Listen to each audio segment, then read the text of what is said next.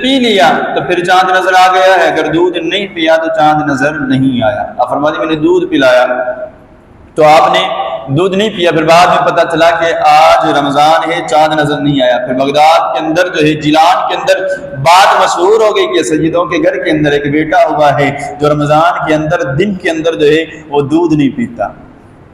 وہ شیخ عبدالقادر جیلانی رحمۃ اللہ علیہ، جن کے باپ اتنے صالح، جن کی ماں اتنی صالحہ، اور اللہ فرماتا ہے نا کہ میری جو اطاعت کرے، میری اور میرے رسول کی اطاعت کرے، میں اس پر انعام فرماتا ہوں، میں اسے وہ مقام عطا فرماتا ہوں جو کسی اور کو نہیں ملتا۔ وہی عبدالقادر جیلانی اور رحمۃ اللہ تعالی علیہ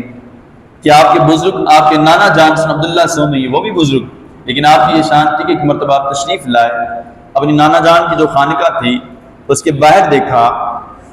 کہ ایک عورت جو ہے وہ کپڑے میں لپٹے ہوئے ایک بچے کو لے کر زاروں قطار روئی جا رہی ہے۔ آپ نے پوچھا کہ اے عورت کیا ہوا، رو کیوں رہی ہو؟ اس نے کیا فرمایا کہ اصل میں میرا بیٹا بیمار تھا، میں نے سوچا کہ میں چلوں بزرگ کے پاس،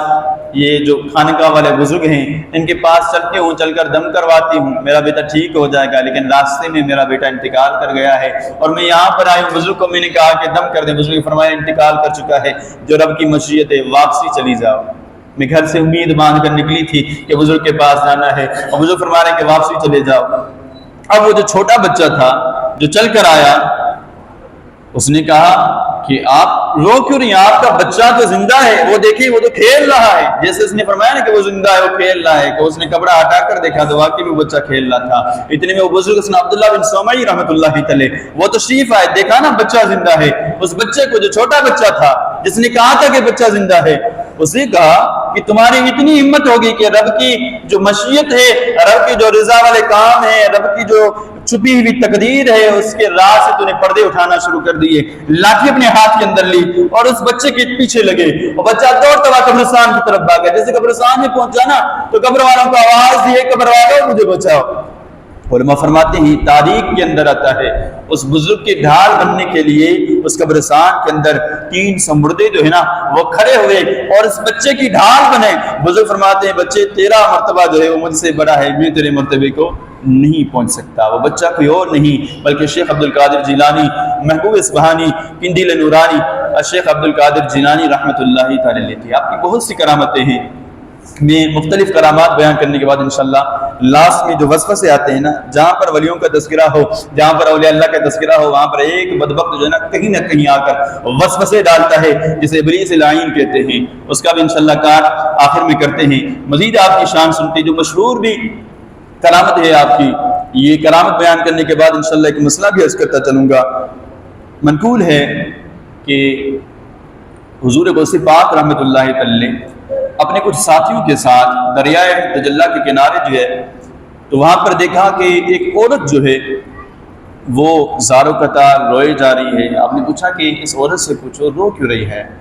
رلانا تو ہر کسی کو آتا ہے، لیکن کوئی ایسا بھی ہونا جسے ہنسانا آتا ہو۔ رلانا تو ہر کوئی جانتا ہے، لیکن ہنسانا جو ہے یہ نبی پاک صلی اللہ علیہ وسلم کا صدقہ ہے کہ حضور جانتے ہیں، حضور کی پاک جو اہل بیت ہے وہ جانتے ہیں۔ اور غوث پاک فرماتے ہیں اسے پوچھ کر دعا روتی کیوں ہے؟ ایک وہ شخص گیا پوچھ کر امی اے بوڑھی عورت روتی کیوں ہو؟ کہا کہ میرا ایک بیٹا نوجوان تھا، ایک لوتا بیٹا تھا،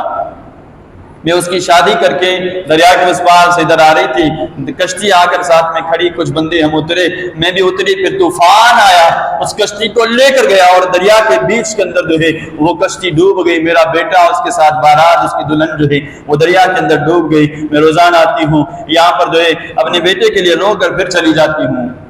لوگوں سے بات پوچھتے ذرا اس سے پوچھو وقت کتنا ہوا ہے؟ فرمایا کہ 12 سال ہو چکے ہیں۔ بزرگوں سے پاک نے فرمایا بوڑھی عورت کو کہو فکر نہ کرو، میں جو ہے رب سے عرض کرتا ہوں، میں رب سے مانگ کر تمہیں تمہارا بیٹا دیتا ہوں۔ اس نے فرمایا وہ کیسے؟ کہا میرا نام، کہا اس عورت نے پوچھا تو کون ہے؟ اس نے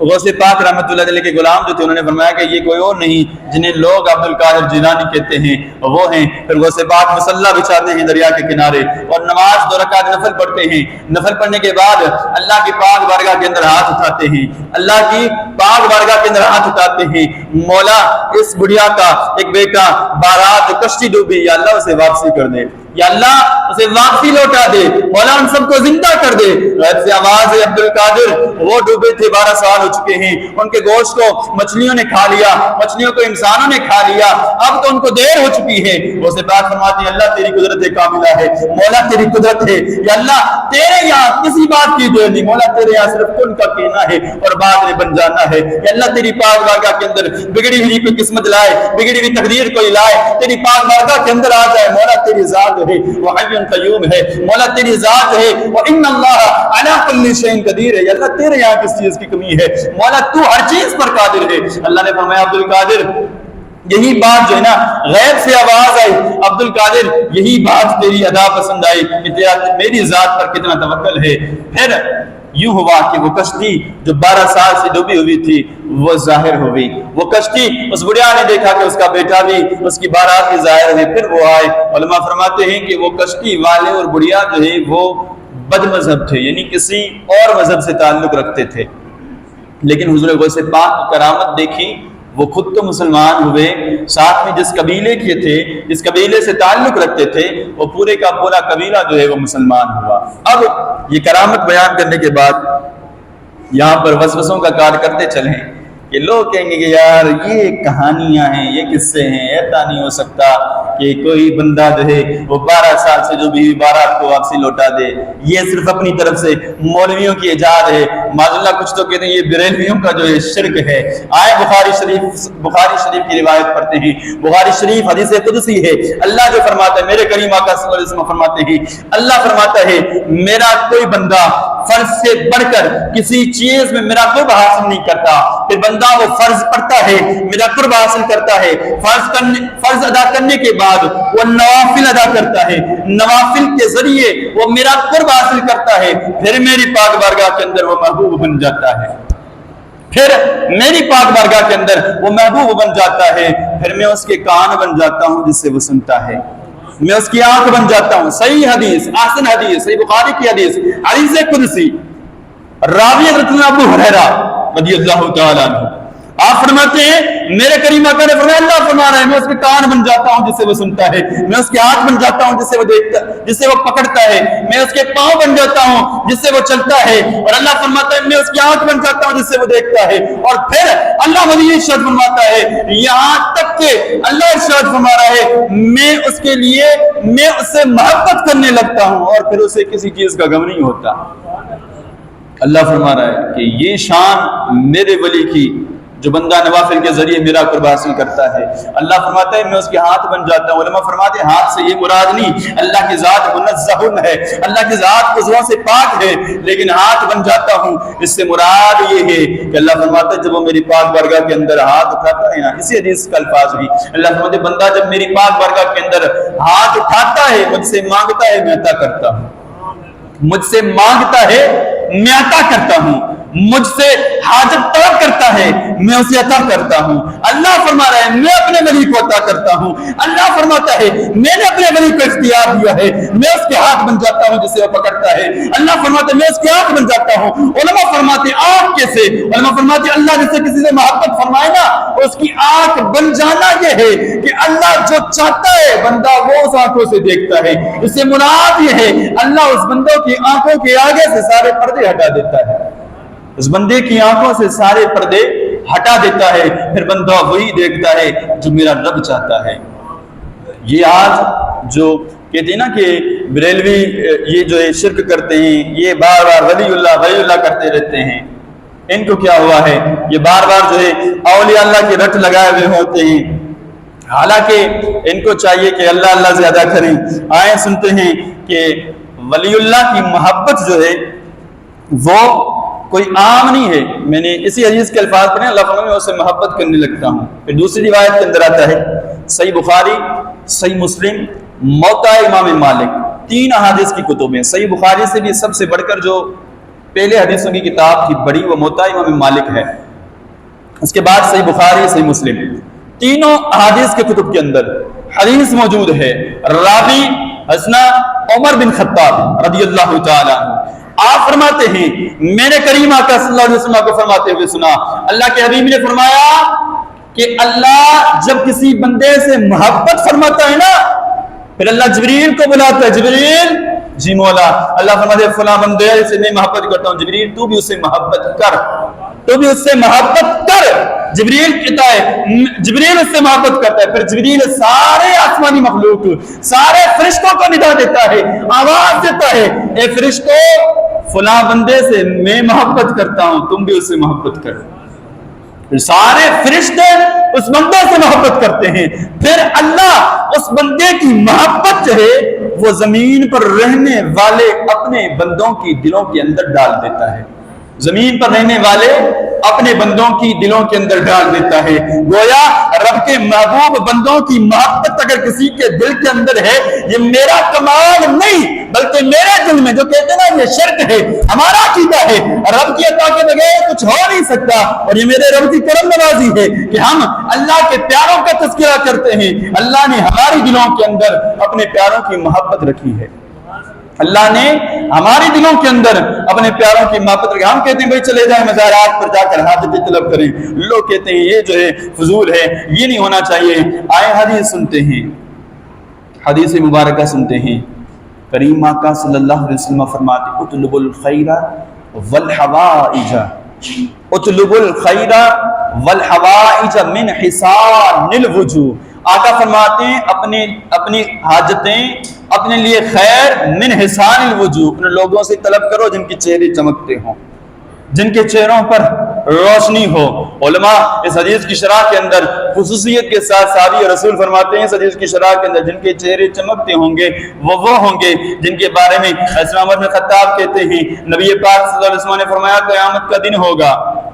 کچھ لوگ ایسے ہوں گے جن کے چہرے چمکتے ہوں گے، ان کو اللہ نے وہ مقام دیا ہوگا کہ نبی، صالحین، انبیاء اور صدیقین، شہداء جو ہے وہ ان کے منصب پر، نبی اور شہداء ان کے منصب پر رش کریں گے، اتنا بڑا ان کا منصب۔ پھر پوچھا جائے گا یا رسول اللہ یہ ہیں کون؟ صحابہ نے پوچھا حضور وہ ہوں گے کون؟ میرے کریم آقا نے فرمایا وہ کوئی اور نہیں ہوں گے بلکہ اللہ کے پیارے بندے ہوں گے، اللہ کے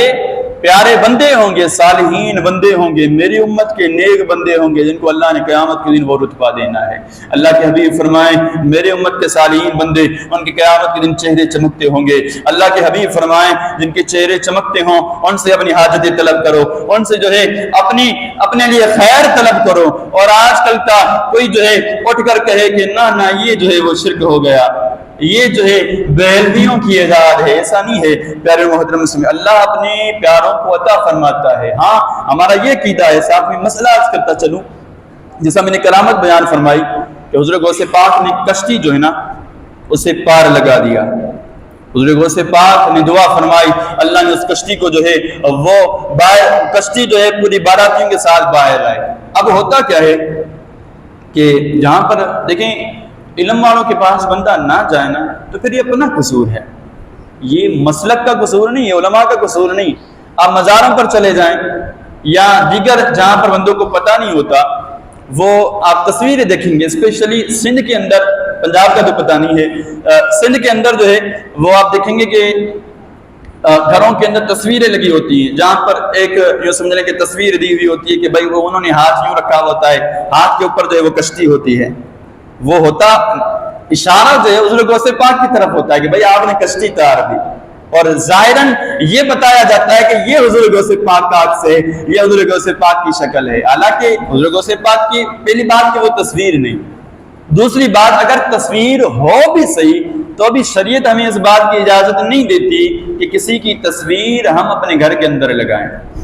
کسی جاندار کی تصویر گھر کے اندر ہو، اس گھر کے اندر رحمت کے فرشتے داخل نہیں ہوتے۔ تو کوشش کریں کہ اگر کسی نے تصویر لگائی بھی ہو نا تو وہ ہٹا دے۔ بعض اوقات اگر کسی کو سمجھایا جائے نا، جو دیوانہ ہوتا ہے نا، لمٹ کراس جو دیوانہ ہوتا ہے، اگر آپ اسے کہتے ہیں بھائی یہ تصویر ہٹا دیں حضور غوث پاک کی نہیں ہے، وہ کہے گا چھوڑے خدا کے بندے، آپ نے کس سے سن لیا؟ یہ تصویر لگانا باعث برکت ہے، یا کسی نے اپنے پیر کی تصویر لگائی ہوئی ہوتی ہے، حالانکہ شریعت کے اندر منع ہے کسی کی بھی تصویر آپ اپنے گھر کے اندر جو ہے وہ لگا نہیں سکتے۔ موبائل کے اندر تصویر رکھنا وہ الگ ہے، لیکن مثلا جو پاسپورٹ سائز فوٹو ہوتا ہے وہ بھی بندہ اگر اپنی جیب کے اندر رکھے، الٹا کر کے رکھے، حکم ہوتا ہے یا عنایت سے ظاہر ہے یہاں کا ایک یوں سمجھنے کے نظام ہے، قومی شناختی ایک سسٹم ہے، اسی لیے علماء نے اسے جائز قرار دیا ہے۔ بغیر ضرورت کے تصویر پرنٹ کروانا اس کے متعلق علماء نے فرمایا ناجائز ہے۔ تو یہ مسئلہ جو ہے اس کے حوالے سے علماء کی طرف لازمی رجوع کیا کریں۔ اور دوسری بات ہے کہ ہم کہتے ہیں ولی اللہ کے پاس جائیں، وجہ یہ ہے کہ حدیث مبارکہ ہے، میرے کریم آقا فرماتے ہیں من آذا للہ ولیا فقد بارز اللہ بالمحاربہ، کہ اللہ فرماتا ہے جو کوئی میرے ولی سے، میرے دوست سے دشمنی رکھتا ہے نا، فقد حاضرب اللہ بالمحاربہ، اللہ اس سے اعلان جنگ فرماتا ہے، اللہ اس سے اعلان جنگ فرماتا ہے۔ جو کوئی اللہ کے دوست سے محبت رکھے اللہ اس سے محبت کرتا ہے، اور جو کوئی ان سے دشمنی رکھے اللہ اس سے اعلان جنگ فرماتا ہے۔ یہ توحید نہیں ہے کہ بندہ کہے کہ میں توحید کا ماننے والا اور رسول اللہ صلی اللہ علیہ وسلم کی شفاعت کا منکر ہو۔ یہ توحید نہیں ہے کہ بندہ کہے کہ میں توحید کا ماننے والا۔ یہ عجیب نہیں ہے، بندہ قرآن پاک پڑھے، سورہ نمل بھی پڑھے، اس کے اندر حسنا سلیمان علیہ نبینا علیہ السلام کے وزیر حسنا آصف بن برقیہ کی کرامت بھی پڑھے کہ آپ نے 80 گز چوڑا 80 گز لمبا 800 من کا وزنی تخت پلک جھپکنے سے پہلے سلیمان علیہ السلام کی پاک بارگاہ کے اندر حاضر کر دیا۔ سلیمان جو بنی اسرائیل کے نبی، سلیمان کے وزیر جو ہے ان کی کرامت پڑھے، مانے بھی صحیح، اور حضور علیہ السلام کی امت کے ولی جو ہیں، امت کے اولیاء اللہ جو ہیں، ان کی کرامتیں سننے کے بعد جو ہے وہ منکر ہو جائے، یہ نہیں ہو سکتا۔ یہ کہانی، یہ قصہ، یہ بندہ قرآن کا منکر ہوتا ہے، یہ قرآن پر ایمان نہیں ہے اس کا۔ قرآن کہتا ہے میں نے اپنے بندوں کو اختیار دیا ہے، میں نے اپنے بندوں کو اختیار دیا ہے، اور بندہ کہ نہ یہ اختیار جو ہے صرف رب کے پاس ہے، اللہ کی مشیت ہے، رب کی مرضی ہے، جسے چاہے اختیار دے۔ بہرحال آخر میں عقیدہ کرتا چلو، ہمارا عقیدہ ہے کہ الحمدللہ یہ زبد اللہ، ہم اللہ کے ولیوں سے محبت کرتے ہیں۔ ہمارا عقیدہ ہے اللہ کی عطا سے اللہ کے پیارے بندے جو ہے وہ مردے زندہ کرنے پر بھی قادر ہیں۔ ہمارا عقیدہ ہے نبی پاک صلی اللہ علیہ وسلم کی امت کے جو اولیاء اللہ ہیں انہیں اللہ نے اختیار بھی دیا ہے، انہیں اللہ نے جو ہے وہ شان سے بھی نوازا ہے۔ حضور غوث پاک رحمت اللہ تعالی وہ ولی ہیں، وہ غوث ہیں، وہ قطب ہیں کہ جس طرح میرے کریم آقا صلی اللہ علیہ وسلم نے فرمایا خواب میں آ کر ابو صالح موسیٰ جنگی دوست کو کہ جس طرح میری شان نبیوں رسولوں کے اندر بلند و بالا ہے، اس طرح عبد القادر جیلانی کی شان جو ہے وہ ولیوں کے اندر بلند و بالا ہے۔ یعنی سارے ولیوں کی شان جو ہے جتنے اولیاء اللہ ہیں ان سے بڑھ کر شان جو ہے حضور غوث پاک رحمت اللہ تعالی کی ہے۔ آپ فرماتے ہیں نا اعلیٰ حضرت رضا خان فاضل بریلوی رحمت اللہ تعالی، آپ فرماتے ہیں کہ اسیروں کی مشکل کشا غوث اعظم، فقیروں کے حاجت روا غوث اعظم۔ ایک ٹرینڈ چلایا جاتا ہے کہ ہم نبیوں کو بھی مشکل کشا نہیں مانتے، حالانکہ وہ خود کسی اور سے مانگ رہے ہوتے ہیں، وہ خود کسی اور سے مانگ رہے ہوتے ہیں۔ ہمارا عقیدہ ہے جو کچھ اختیار ہے نبی کے پاس ہو، رسول کے پاس ہو، ولی کے پاس ہو، ہے اللہ کی عطا سے۔ اللہ کی عطا کے بغیر تو ہمارا عقیدہ ہی نہیں ہے اللہ کی عطا سے، لیکن ہے یہ مانتے ہیں، نہیں ہے یہ نہیں ہم مانتے۔ اللہ کی دی ہوئی عطا سے جو ہے انبیاء کے پاس، صلحاء کے پاس، شہداء کے پاس، ولیوں کے پاس جو ہے اللہ نے اپنا اختیار دیا ہے، ہم اسی اختیار کو استعمال کرتے ہوئے انہی کی پاک بارگاہ کے اندر اپنی فریاد جو ہے پیش کرتے ہیں، انہی کی پاک بارگاہ سے جو ہے ہم اپنی حاجتیں طلب کرتے ہیں اور احادیث مبارکہ قرآن پاک پر عمل کرتے ہیں۔ کوشش کریں پیارے محترم مسلم بھائیو، دین کی بات سیکھنی ہو نا، جیسے استاد صاحب بھی جو ہے بڑی محفل کے اندر فرما کر کہتے کسی ڈاکٹر کے پاس نہ جائیں، آپ کو ڈاکٹر دوائی لکھ کر دے، آپ آئیں میرے پاس، میں بولوں بھائی یہ دوائی غلط ہے، آپ کوئی اور دوائی